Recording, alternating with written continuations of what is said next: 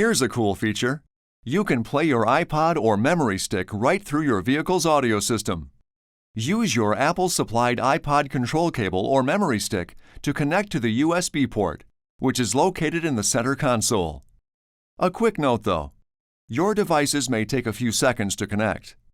Once your iPod is connected, it will begin charging, and once it is synchronized to the vehicle, it will be ready for use by using the radio controls or convenient voice commands. Please refer to the instruction manuals on the Owner's Information DVD or Dodge.com/owners for complete details and other important safety information.